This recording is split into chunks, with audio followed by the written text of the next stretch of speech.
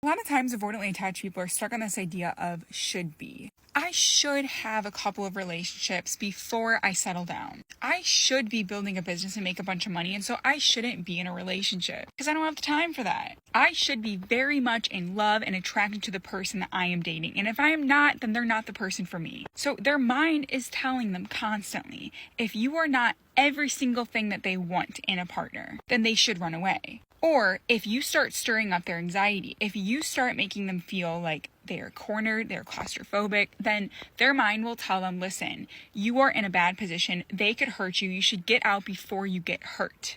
And when I say their mind, what I'm actually talking about is their protector part. We all have different parts within us, and avoidantly attached people have protector parts that make them feel like if they are entering a situation where they're going to get hurt, their protector part steps up to the plate and says, listen, you're about to get hurt, get out before it gets bad. Those are what those thoughts are. Sometimes avoidants even think like, I should have some thrilling, romantic, hot, sexy relationship before I settle down with the person I'm going to be with forever. And so if you aren't that, again, they will just distance and break up. Sometimes avoidants are also into the whole, I want to catch your attention. I want to win you over. I want to make you so obsessed with me. And then when I have the power, it's going to feel really good. It's going to make me feel really validated. It's going to make me feel confident and attractive. And then when they get to that point, they never think about what they want to do after. But usually when they get to the point of you being obsessed with them, they start to think, wait a second, this is too much pressure. You're too obsessed with me.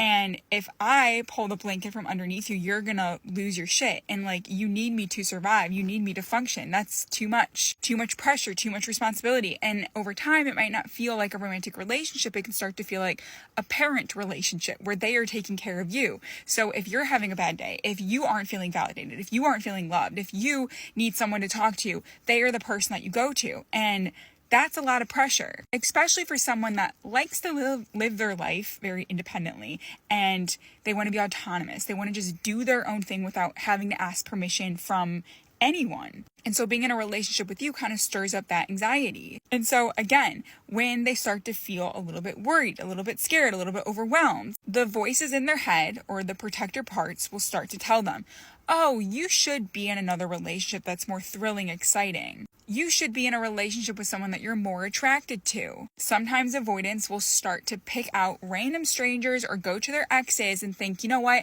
I think I should make it work with my ex because it actually was a really good relationship. I don't know what I was thinking. And they'll start nitpicking small little details about strangers like, oh, I like that person's hair, or oh, I like that person's style, or oh, I like that person's motivation.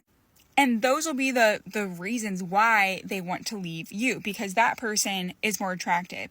And then they'll start to nitpick you and say like, I actually don't like your style. I don't like the way that you text me all the time. I don't like how you're clingy. I don't like your personality. Just picking out all these small things that didn't bother them like 2 hours ago, but all of a sudden they're starting to think about it too much. And again, the reason why they're even thinking these thoughts is because the protector part is stepping up to the plate. The protector part is making sure the avoidant does not feel the pain of being abandoned, the pain of being rejected, okay? So how do you not get rejected? How do you not get abandoned? How do you not experience that pain? Well, you make yourself unrejectable, unabandonable. Is that a word? What you do is you distance yourself from the person so you don't feel anything for them, so that if the relationship does end, you're not really hurt. But before that even happens, you could just break up with the person, stop communicating, stop seeing them, stop dating them. And then they're not in your life and you were the one who ended it. You were the one in control. You are in control. So if you're the one that breaks away from the person, you're not actually rejected. You just rejected your partner and now they're your ex. Does that make sense? Again, this is because they are protecting themselves. It's the protector part making sure the avoidant does not feel the pain that maybe they once did when they were a kid, maybe when they were a teenager, maybe during their first romantic relationship, they were dumped by their first lover and it was the most painful thing ever. And they realized, you know what, I don't want to be abandoned. I don't want to be rejected. So whatever it takes, I will never feel that emotion again. I will never put myself in a situation that will make me feel that pain again. And that's when the protector part always steps up to the plate. Now, the protector part does not just have a role in romantic relationships. That protector part will keep the avoidant safe in friendships, family relationships, coworker relationships, and the list goes on. And so the way that looks, I mean, it's a little bit different, but if you're ever in a friend friendship and you feel like this friend is really shitty and kind of treating you wrong, and you still have that avoidant attachment in friendships, then what you might do is just say, you know what?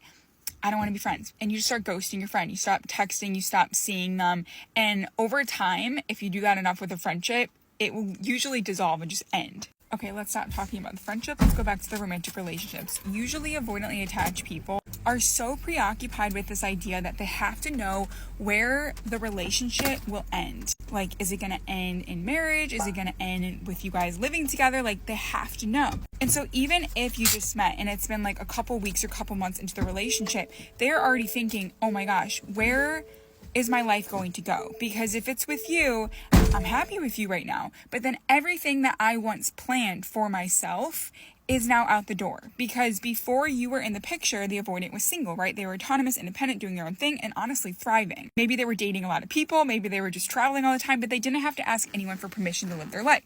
So what happens when you come along and you're like, oh, what if we got married? Like, that's what I want. Or, oh, I want kids. Or, oh, we should move in together. Or like, our kids should meet each other. Or like, whatever your life situation is, you start merging. You start moving on to the next level of your relationship.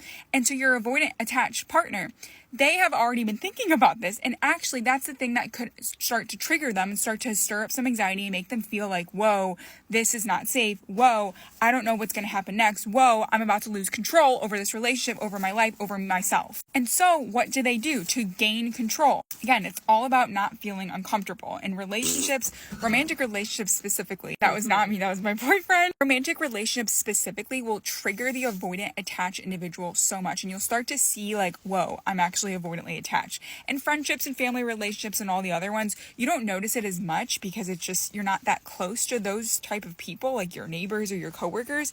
But for romantic relationships, like you have to get very close, very vulnerable with that person that you're dating and seeing. So that's why you start to notice the avoidant attachment within. And all of a sudden, when you start to think about the next steps of life, or before you even start discussing that, the avoidant is thinking about it and they're getting worried. Wait a second, if I stay here right now and we keep doing what we're doing right now, and you get what you want, which is to get married or to move in together or whatever, get a dog, whatever your goal is, then that means who they are right now will never exist again. Their identity, which is wrapped around this idea of being autonomous, independent, doing their own thing, having control, is out the door. Because now you guys are like a unit. And it's not that you guys can't do separate things when you guys are dating. It's just that if they do something on their own without you, they know that they could be hurting you, because when you are together, you're super happy. But when they go off and hang out with their friends or go on a walk or just like go out for dinner by themselves, like that's going to hurt you. So they choose not to do that because they don't want to hurt you. But then they realize in the process, wait a second, who am I? I can't even do anything that I want to do by myself anymore because I'm with you. So then it starts to feel like they're locked down, tied down, and they can't do anything because they're with you. So they start to think, okay, maybe I shouldn't be in this relationship. Maybe I should just wait it out. I should just date other people. I should just find that like crazy, romantic, hot, sexy relationship with someone else, get that out of the way. And I should do that first before I actually settle down with you. And again, all these thoughts are driven by the protector part within the avoidantly attached individual. And over time, I actually just made another video on this, but over time, yes, they could break up with you. They could distance themselves from you, whatever it is. If it ends in a breakup and there is enough space in between you guys and you do not contact your avoidant partner, usually what happens is the avoidant will come back. And the reason why is because their other protector part starts to kick in. And that protector part has a lot of anxiety about being by themselves. They have anxiety about losing someone that actually